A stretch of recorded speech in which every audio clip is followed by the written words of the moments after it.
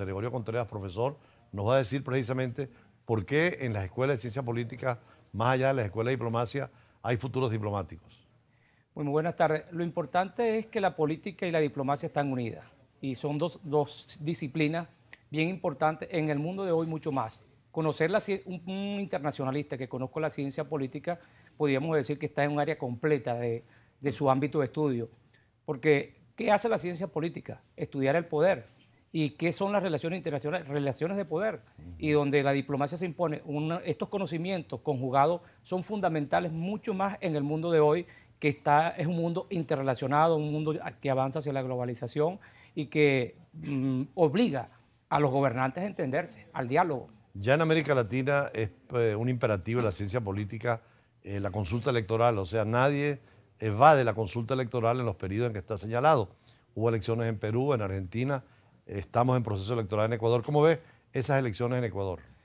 Interesante. Yo creo que lo que hay que resaltar allí, embajador, es que Correa, aun cuando ha estado dentro de esta línea de presidentes que han estado en la intención de la reelección que se ha puesto de moda en América Latina, Correa no participó en la reelección, ni transformó, ni modificó la Constitución para reelegirse. Y lo más importante, está respetando el derecho a elegir los ecuatorianos su gobernante. Yo creo que eso hay que resaltarlo independientemente de cualquier diferencia que uno pueda tener con su ideología, con la forma como ha gobernado, pero ese valor fundamental de la democracia y los que creemos en la democracia como un valor universal tenemos que resaltarlo. Y a pesar de ser socialista, mantuvo el dólar como la moneda de referencia y como la moneda básica de la economía, ¿no? Lo importante es tener conocimiento.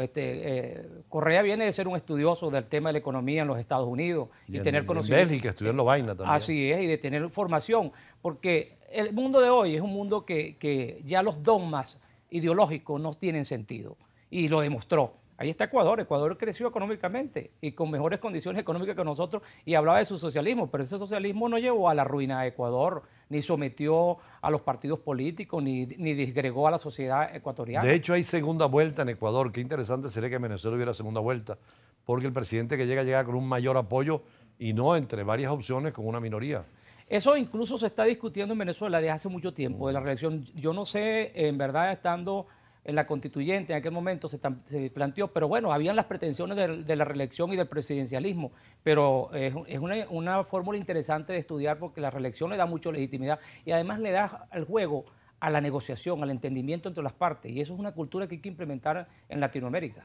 Por cierto, hubo una visita muy importante de relaciones entre Canadá y Estados Unidos, entre Trudeau, que es un joven político, hijo de un político mucho más histórico, y en el caso de Trump, un novato, porque viene de la economía a la política. ¿Cómo analiza el fenómeno? Eso es un fenómeno también bien interesante, porque Trump tiene a todo el mundo la incertidumbre, y la forma como se ha planteado pareciera que pudiera no conversar con gente que está opuesto a Trump, y Trudeau es opuesto diametralmente a Trump. Claro. Está a favor de la inmigración, de los exiliados, de los refugiados, está a favor de una economía mundial abierta, distinta a la que plantea Trump, y sin embargo Trump lo ha llamado a conversar, porque hay un elemento bien importante. Trump ha planteado nuevamente el oleoducto, y esa negociación a ellos les conviene, porque es conectar Canadá con México a través del oleoducto. Y mire que Trudeau, que hablaba que era un ecologista, como decían los españoles, un concienciado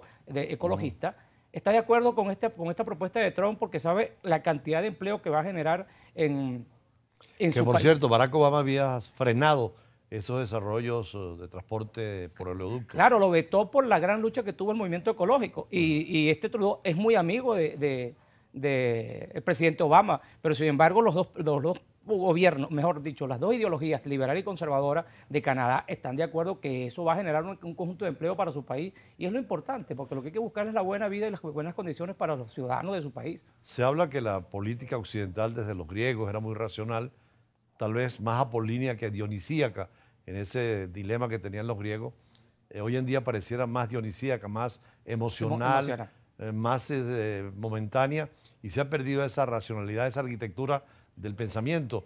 Los éxitos ahora en Francia, de Le Pen, lo que está pasando en Hungría y en Polonia, la situación del Brexit, todas estas cosas ¿Ha cambiado la ciencia política o la actitud política? La actitud política, dijera yo, porque los conceptos están allí. Lo que pasa es que hoy la emocionalidad es la que se está imponiendo y que yo creo que los politólogos, los estudiosos de las ciencias políticas deben empezar a estudiar estos casos porque justamente la emocionalidad va muy ligada al populismo, que es uno de los elementos que consideramos dañinos para la democracia. Y se ha impuesto a nivel del mundo en estos momentos lo que existe es un populismo tremendo de todas las candidaturas que uno ve. ¿Se puede decir que es antipolítica la que se impone a la política tradicional? Sin duda, hay una ascendencia de la antipolítica en estos momentos que yo creo que no le hace daño, estoy convencido que no le hace bien a la democracia en el mundo. Por eso es que estos conceptos hay que retomarlos nuevamente y comenzar a formar un liderazgo consciente, con claridad del mundo de hoy, porque también hay que entender que los conceptos actualmente hay que irlos revisando, porque el mundo ha cambiado totalmente. Ahora, en sistemas muy democráticos, con equilibrio de poderes, es menos peligroso un líder mesiánico, porque lo controlan, como estamos viendo con Trump, el Congreso y el Tribunal Supremo de Justicia, pero en países como los nuestros esos líderes mesiánicos son muy peligrosos, ¿no? Sin duda, totalmente. Por eso es que el personalismo en estas latitudes es muy grave y hay que buscar desde el punto de vista institucional parar estas cosas. Por eso hoy está a prueba en la democracia estadounidense la institucionalidad de los Estados Unidos. Y ahí está. Trump hizo un decreto contra la inmigración y está parado porque las instituciones han frenado eso allí. Y no creo que Trump vaya a saltar a la institucionalidad. No lo haría porque ahí hay una institución que funciona y eso es fundamental para la sociedad y para los pueblos porque es importantísimo. Lo malo es que tengamos entonces las instituciones al servicio de los hombres en el gobierno. ¿Cuál es el papel de los parlamentos que se le da tanta importancia a nivel de los sistemas parlamentarios europeos? Pero en América Latina algunos ejecutivos quieren disminuirlos. El Parlamento es fundamental porque es allí donde se discuten los grandes temas de un país y donde está presente la soberanía. Ahí es donde se hace presente la soberanía del pueblo. Es decir, cada diputado es depositario de la voluntad popular de aquellos que lo eligen y él va allí a llevar su voz en ese Parlamento y tratar de que se hagan las mejores gestiones para el pueblo. Y lo importante del Parlamento, bueno, como lo dice la misma palabra, parlamentar y entre todas las tendencias políticas que allí hacen vida, buscar coincidencia para buscar las mejores soluciones a los pueblos. Es fundamental. Incluso hay algunos que han planteado que ir a un parlamentarismo o la figura del primer ministro en estas latitudes para tratar de solventar ese presidencialismo tan marcado que está en nuestras constituciones. Pero es una discusión, independientemente de que estemos de acuerdo o no, buscarla una solución, porque los países no pueden seguir en estos tiempos de esa manera gobernándose y hay que darle la importancia que tienen los parlamentos porque es una parte de ese poder de control en la democracia, uno de los tres poderes fundamentales de acuerdo a Montesquieu. Otro tema de la ciencia política moderna es el tema de género, la participación de la mujer no solamente en la votación, sino en la representación, eso que llaman los europeos la paridad, mitad parlamentarios mujeres, mitad parlamentarios hombres. Yo creo que la participación hay que darla, pero incluso yo voy mucho más allá. Yo no hablo de paridad ni de porcentaje, porque yo creo que es entonces limitarla, porque si hay una lista de 100% mujeres, es igual que puede haber una lista de 100% hombres. Lo importante es garantizarle que la mujer participe y entender que juega un papel fundamental en el mundo de hoy. La mujer ha jugado roles interesantísimos que antes no se pensaba que pudiera cumplir. Yo creo que hay que incentivar la participación de la mujer, pero sin establecerle cuotas. Yo soy de esa tesis, sin establecerle cuotas, porque cuando se le establecen cuotas, yo creo que más bien la limitas o le das un rango muy especial, porque tengo que decir yo que sean 50 o 30. Puede ser el 100% mujeres. Lo importante es que participe la mujer. Y en el caso de la juventud, usted que es profesor universitario, precisamente hoy se están haciendo elecciones en la universidad. ¿Qué lección dan los estudiantes con esta actividad de hoy viernes en la Universidad Central? Bueno, lo que a mí más me gusta de eso es que los jóvenes están demostrando lo que son, su irreverencia. Porque una decisión del Tribunal Supremo que prohíbe las elecciones, ellos van a hacer sus elecciones porque están haciendo uso de lo que es la autonomía universitaria. Y eso te da a ti mucha esperanza. Ver jóvenes que tienen fuerza para luchar por sus derechos, que están hoy demostrando que nadie les va a robar sus esperanzas, sus derechos y su futuro, a nosotros debe darle muchas más ganas de luchar en un país como Venezuela, porque lo que están demostrando es que ellos están luchando por la Venezuela que realmente quiere, una Venezuela libre, democrática, donde todos podamos entendernos, e incluso están participando gente del oficialismo que no participaron en muchos puestos, están haciendo duplas con la gente de la oposición porque están reivindicando el derecho al voto y a la participación, y eso hay que elogiarlo. Eso es importantísimo para la democracia. Profesor Contreras, usted ha sido teórico de la ciencia política y ha trabajado mucho el tema de las ideologías. se han olvidado las ideologías precisamente en este pragmatismo de los partidos políticos latinoamericanos y mundiales en general. Sin duda, incluso hay algunos que han hablado del fin de las ideologías, del fin de la historia, porque el pragmatismo ha sobrepasado las ideologías. Pero yo creo que hay que tener siempre un faro que guíe el camino de cada individuo en una sociedad. Es fundamental tener unos elementos que te guíen, independientemente del pragmatismo del mundo de hoy. Pero sin duda, la formación ideológica se ha dejado de lado y se encuentra uno con un liderazgo muchas veces muy vacío, hueco, sin formación alguna, que es fundamental. E incluso algunos que menosprecian la formación. Y eso es lo que en estos tiempos ha premiado. Mucha gente sale a votar por el que más satisface o por lo que se ha dado a llamar en los últimos tiempos. Yo voy a votar por fulano de tal porque él fue pobre y me va a resolver porque fue pobre. No, y se ha olvidado una cosa fundamental, que es la preparación y la capacidad para hacer gobierno. Eso es fundamental. Claro. Bueno, muchísimas gracias al profesor José Gregorio Contreras, politólogo, y ahora pasamos con un estudiante, Hershey Petar, pero muy preocupado porque tiene un grupo que está defendiendo la nacionalidad del territorio guyanés, la venezolanidad. Es decir, quiere esequivar a Venezuela para que el Esequibo vuelva a ser siempre venezolano. Venimos con el señor Petar.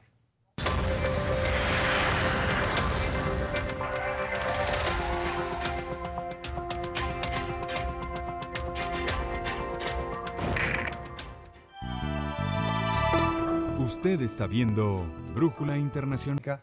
Y donde existía siempre un intercambio permanente. Por eso conversamos hoy con el diputado regional Juan Carlos Palencia, del Estado Táchira. ¿Qué significa para ustedes el cierre de la frontera? Bueno, primero que nada, agradecerle, paisano, por esta oportunidad que nos brinda al pueblo del Estado Táchira, expresar que ya la frontera lleva 545 días cerrada, fue cerrada el 19 de agosto del 2015, una medida totalmente injusta y ha traído desolación y abandono en la frontera, porque ha traído como consecuencia inmediata la pérdida de 25.000 empleos, 5.000 personas que se dedicaban al comercio del carbón, 8.500 matrículas de ciudadanos venezolanos que estudiaban en el otro lado, se han perdido, así como también se han cerrado 5.500 empresas, según las cifras que nos dio Cabecol, entre otros tantos problemas que ha traído esta medida injusta del gobierno. Mientras la tendencia mundial es abrir las fronteras, integrarnos al mundo, vemos cómo el gobierno del presidente Maduro ha venido cerrando fronteras. Que históricamente, además, muchas familias, me imagino que muchas familias viven en lo que llamaba Burjar Pietri, el tercer país. Está entre Venezuela y Colombia muchos vínculos personales, ¿no? Sí, hay una relación histórica, comercial, afectiva, de más de 200 años, donde no había ningún tipo de cierre, donde no había ningún tipo de barrera entre Venezuela y Colombia.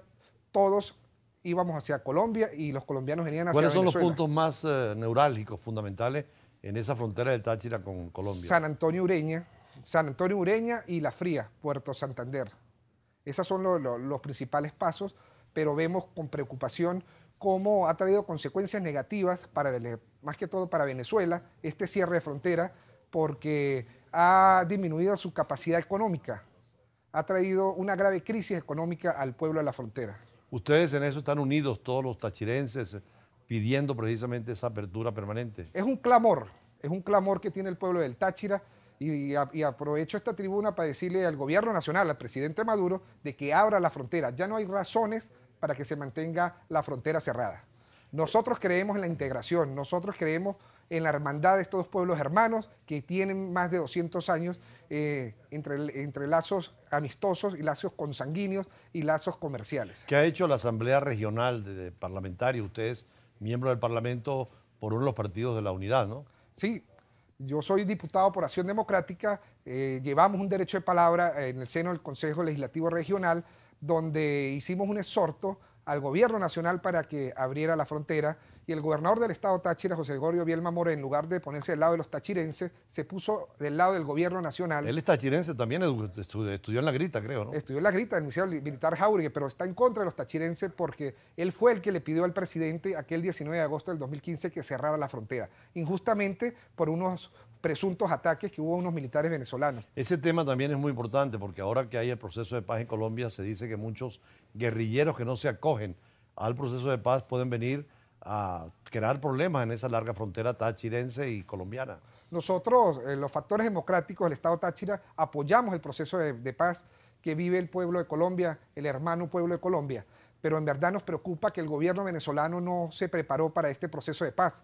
¿Por qué? Porque trajo como consecuencia inmediata la desmovilización de estos grupos armados y que migraran a territorio venezolano y trajeran sus vicios, trajeran su modo de actuar. Y cuando digo su modo de actuar, estoy diciendo que trajo el narcotráfico, trajo el secuestro y trajo todas estas actividades delictivas a los que los grupos irregulares se dedicaban en el vecino país. Y los tachirenses somos afectados sobre este tema. Es por ello que el Consejo Legislativo del Estado Táchira, también nosotros los factores democráticos llevamos un derecho de palabra y donde para que el gobierno se prepare para el proceso de paz que está viviendo Colombia y restrinja de alguna otra manera con unas políticas integrales de defensa la soberanía de Venezuela. ¿Cómo está el reparto político en la zona de la influencia que tienen los partidos en la Asamblea Regional y sobre todo en las alcaldías? Los factores democráticos somos mayoría. ¿Todas las alcaldías? Tenemos los factores democráticos 17 alcaldías y ellos tienen 12. El último proceso a la Asamblea Nacional que ganó mayoritariamente los factores democráticos a través de la MUC, de los 7 diputados por el Estado Táchira, 7 son de la Mesa de la Unidad Democrática. Ahí hay líderes tradicionales históricos, ¿no?, en el Táchira que dieron por supuesto, un rumbo a Venezuela, ¿no? Por supuesto, y me siento orgulloso de que estos líderes hayan sido fundadores de Acción Democrática. Tenemos a Leonardo Ruiz Pineda, tenemos a Carlos Andrés Pérez, tenemos y otros tantos luchadores que forjaron hasta y dieron su vida. La democracia cristiana fue muy fuerte, ha sido muy fuerte en el Táchira también. Por supuesto, ¿no? Por supuesto, ha sido bastión. COPEI se fundó en el estado Táchira. Ahí tenemos Romero Lobo, Aristides Calvani y bueno, y entre otros tantos fundadores que también contribuyeron al fortalecimiento de la democracia y la libertad en Venezuela. ¿Cómo es la relación, digamos, entre la Asamblea Regional y las autoridades colombianas, el intercambio a nivel de diputados, de alcaldías?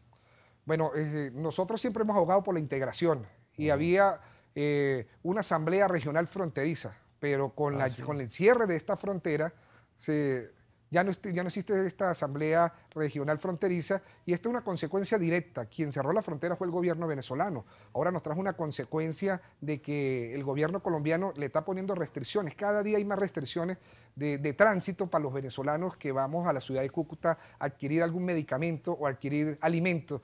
Anteriormente podíamos adquirir repuesto para vehículos y otros materiales de materias primas para el proceso productivo del Estado Táchira y ahora vemos que el gobierno ha venido restringiendo y cada día son más las restricciones. Y lo que alega el gobierno colombiano es que eso es producto de la mala decisión que tuvo Venezuela de cerrar la frontera. El tema de la guerrilla es uno que está en conversaciones de paz. Ya está la FARC, ahora está el ELN en Ecuador. ¿Qué ha pasado con los paramilitares también? Nosotros también tenemos una cierta influencia sobre esos grupos y nosotros los factores democráticos repudiamos la violencia, venga de donde venga de la derecha, venga de la izquierda o de cualquier sector. Nosotros creemos en la paz, nosotros creemos en la tranquilidad. El Táchira es un pueblo, una ciudad, una urbe muy tranquila, amante de la paz, amante de las buenas costumbres. Me siento orgulloso de ser tachirense porque somos parte de la reserva moral de Venezuela. ¿Cómo se preparan para los próximos acontecimientos democráticos, electorales, las distintas fuerzas en el Táchira? Con mucha unidad, con mucho entusiasmo. Las fuerzas democráticas han logrado una unidad verdadera, una unidad de discurso y una unidad de proyectos. Y vamos a consolidarlo en cualquier momento que el CNE convoque las elecciones, porque hemos visto que han tratado de diluir el proceso eleccionario a través de las trabas burocráticas y artimañas jurídicas que ha tratado de imponer el CNE. De Colombia, ¿cómo ha sido la actitud hacia los venezolanos? Porque inclusive nos decía el ministro consejero en una conferencia en Fedecámaras que el término veneco es una cosa cariñosa, venezolano-colombiano, toda la gente que está por allí, ¿no? Bueno, yo quiero decirle que son lazos de amistad. Cualquier tachirense tiene una vinculación, tiene un primo, tiene un sobrino, tiene un tío que es colombiano.